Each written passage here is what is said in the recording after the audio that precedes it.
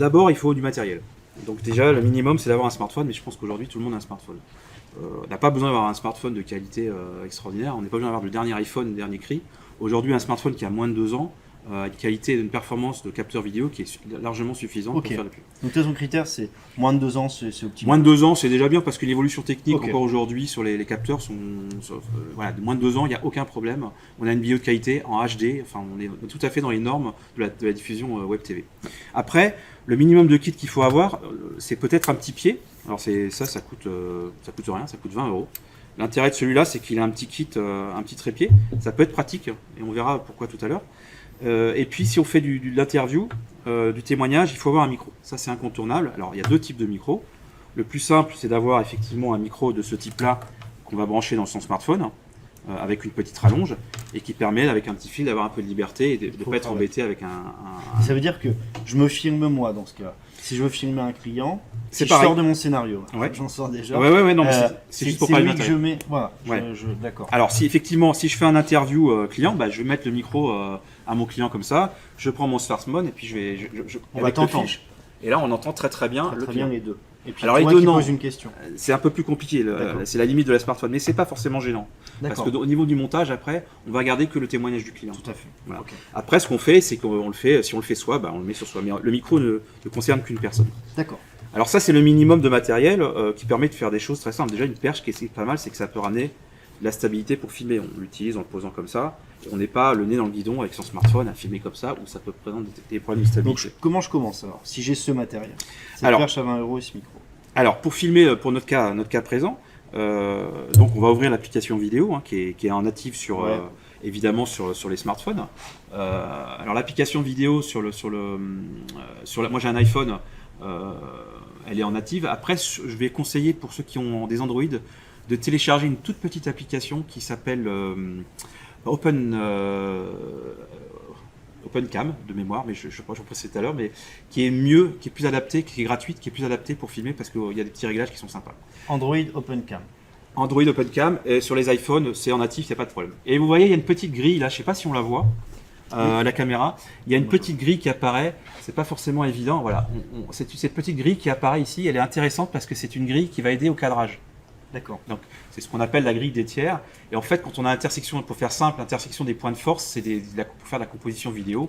C'est-à-dire qu'on va pouvoir filmer, composer une image à partir de cette petite grille. Ce qui est intéressant dans un smartphone aussi, c'est qu'on peut tout à fait, notamment dans un iPhone, on peut tout à fait, en appuyant sur l'écran, hop, il y a un petit truc jaune qui apparaît. Et on a accès à des fonctionnalités différentes, par exemple la luminosité. Ah. D'accord? Donc, par défaut, ça marche en automatique. Donc, si je rappuie dessus, j'annule ce truc-là. Mais si je reste appuyé plus de 3 secondes, tac, il y a ce petit truc qui apparaît et qui me permet de bloquer la luminosité ou bloquer la mise au point. Donc ça, c'est des petits trucs assez sympas qui vont permettre de... Après, il faut tester, hein, évidemment, qui vont permettre de faire quelques petits réglages, quoi. Ça, c'est les deux choses les plus simples à regarder.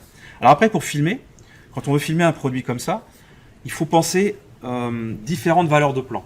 Alors, différentes valeurs de plan, c'est-à-dire que je vais filmer le plan, d'ailleurs un petit peu le plan en situation qui va être le bloc, en l'occurrence de notre sujet. D'accord? Je vais le filmer en situation, donc je me cale. Il vaut mieux privilégier d'ailleurs des plans fixes que des plans en mouvement surtout.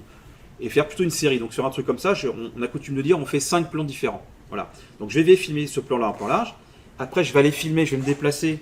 Je vais aller filmer effectivement des choses plus en gros plan. Et je vais générer plusieurs endroits, plusieurs valeurs de plan qui vont me permettre de présenter le produit de manière un peu plus concise. Ce D'accord. qui fait qu'avec 4-5 plans, je vais pouvoir montrer, y compris des gros plans de détail, hein. Avec 4-5 plans, je vais pouvoir les montrer.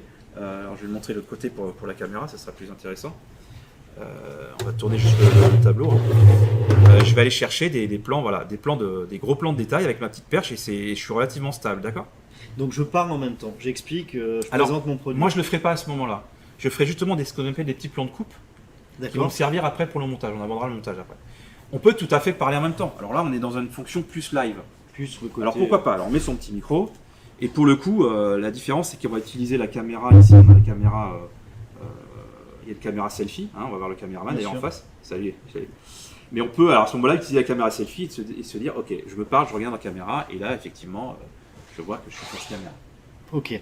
Si j'ai envie de présenter ce produit en situation, Ouais. imaginons, et je suis je suis dans une cave où il fait son.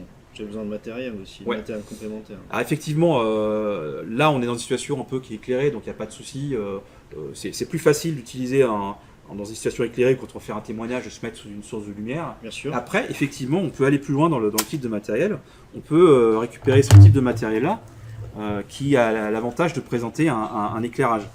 Oui. Effectivement, ce petit éclairage, c'est pas un gros investissement, c'est facile à utiliser, c'est de la LED, ça consomme pas beaucoup d'énergie. Et là, on va effectivement, dans des endroits un peu plus sombres, pouvoir filmer en mettant son smartphone de la même manière Donc sur tu me ce fil. fixes là le smartphone, d'accord, ok. Voilà, on Tu branches. va le fixer sur cette espèce de grille là, qui est une espèce de cage, qui va permettre de mettre d'autres accessoires, type le panneau LED, et puis éventuellement un micro d'ambiance qu'on va aussi brancher dessus. Alors l'intérêt de ce micro là, c'est que on n'a pas besoin d'avoir un micro cravate pour faire des choses très déclaratives. Voilà. On peut filmer aussi, faire des interviews comme ça, et puis filmer des à gens. Et on a une stabilité aussi parce qu'on a les poignets. Les poignets vont ramener aussi un peu de Ce stabilité. côté stable, Voilà. ouais. Et ça, c'est un kit qui coûte pas très cher. Il y en a pour Euh, combien 80, 90 euros Globalement, je crois moins que de 100 euros, on a un kit complet très performant, quoi. Ouais, mais ça c'est. Donc c'est Donc, assez. c'est pas un gros investissement. Pas du tout. Et on peut s'en servir à titre privé aussi. Et donc, bon, alors après, voilà, c'est un peu plus volumineux, Soyons mais rentables. le plus gros investissement, c'est le smartphone. Ça restera toujours le smartphone. Mais le reste, et voilà, il y a qu'un petit kit comme ça. En plus, celui-là, il est équipé avec une bonnette anti-vent qui permet de travailler en extérieur quand il y a du vent. Enfin voilà, c'est assez utile, quoi.